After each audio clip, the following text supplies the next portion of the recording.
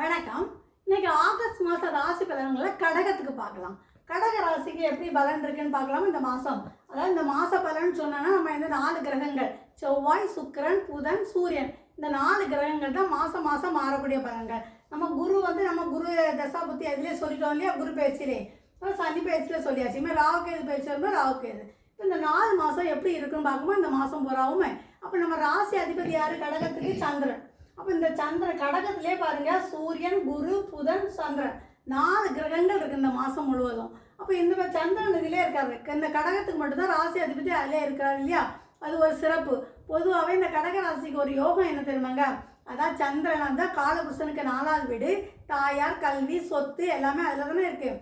அப்போ அவங்க அம்மா மேலே ரொம்ப பாசம் வச்சுருப்பாங்க. அம்மா கூடவே நீங்கள் வச்சுருந்தீங்கன்னா உங்களுக்கு எல்லாமே கிடைக்குங்க. கடகராசிக்காரங்க தாயை எப்போவுமே கூடவே வச்சுருக்கணும். இது ஆண் பிள்ளையாக இருந்தால் கூட வச்சுருக்கலாம். பெண் குழந்தையாக இருந்தேன்னா நிறைய பேருக்கு பாருங்கள், பெண் பிள்ளைகளுக்கு அம்மா வீட்டு பக்கத்துலேயே வீடு அமையும். அந்த மாதிரி இருக்கிற வாய்ப்பு இருக்கும். நிறைய சில பேர்லாம் பாருங்கள், அவங்க அம்மாவோடைய பேரில் தான் வீடு வாங்கியிருப்பாங்க. யாரோட பேருன்னு கேட்டால் எங்கள் அம்மா பேரில் வச்சுருக்கேன்பாங்க. அம்மாவோட சிலையை வச்சுருப்பாங்க. அம்மா இறந்தாலும் கூட அவங்களுக்கு சமாதி கட்டி அவங்கள கும்பிடுவாங்க. அது இந்த கடகராசிக்காரங்களுக்கு தான் அந்த ஒரு அற்புதமான ஒரு அமைப்பு அவங்களுக்கு உண்டு. ஓகேங்களா? சரி, இப்போ குருவும் சூரியன் சந்திரனும் அதே ராசியில் இருக்காரு. சூரியன் சந்திரன் யார்? சூரியன் தனாதிபதி. அவர் சந்திரன் கூட இருக்கும்போது தன யோகம் கொடுக்கக்கூடிய வாய்ப்பு இருக்குது. அப்போ அது விதியும் அதையும் சேரும்போது நல்ல லாபம் கிடைக்குமா? அப்போ அது ரொம்ப சிறப்பாக இருக்குது. அப்புறம் குருவும் சந்திரனும் சேரும்போது குரு சந்திர யோகம். அப்போ அதுவும் நமக்கு நல்ல ஒரு அமைப்பாக இருக்குது. அப்புறம் குருவும் புதனும் பொதுவாகவே லக்னமாக இருக்கட்டு, லக்னமாக இருந்தால் குருவும் புதன் தான் திக்பலம் சொல்லுவோம். ராசியில் இருந்தாலும் அந்த திக்பலத்தை கொடுக்கும். அது எந்த மாதிரி கொடுக்குன்னு சொன்னீங்கன்னா, உங்களுக்கு சொத்து சுகங்களை உரிமையாக கேட்கக்கூடிய இடத்துல நீங்கள் இருக்கீங்கன்னு அர்த்தம். இந்த சமயம் நம்ம அப்பா வீட்டில் அம்மா வீட்டில் எது கேட்டாலும் உரிமையாக கேட்கலாம்.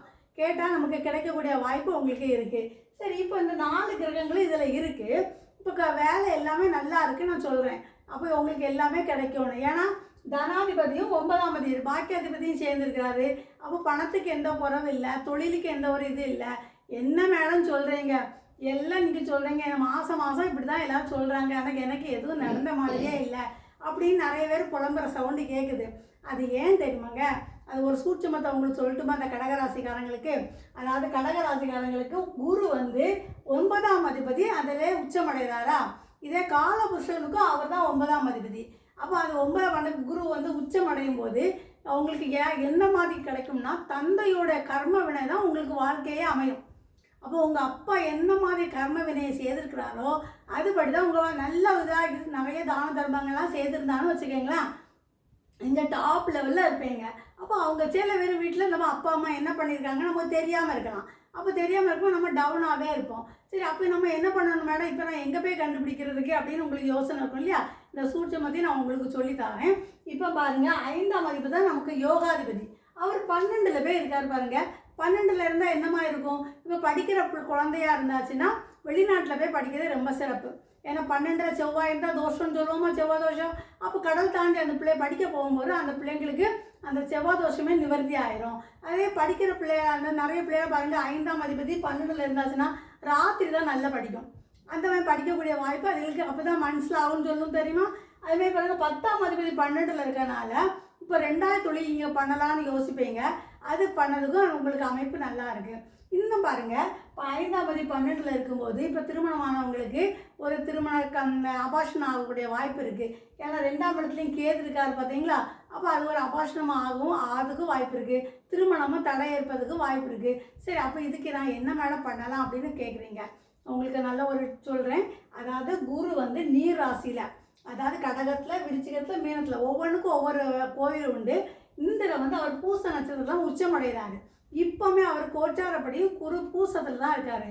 அப்போ நீங்கள் இந்த சமயத்தில் கடகராசிக்காரங்க ஸ்ரீ வாஞ்சிநாதன் கோயிலுக்கு போயிட்டு வாங்க. அங்கே தாமரை குளம் உண்டுங்க. அது குப்த கங்கைன்னு சொல்லுவாங்க.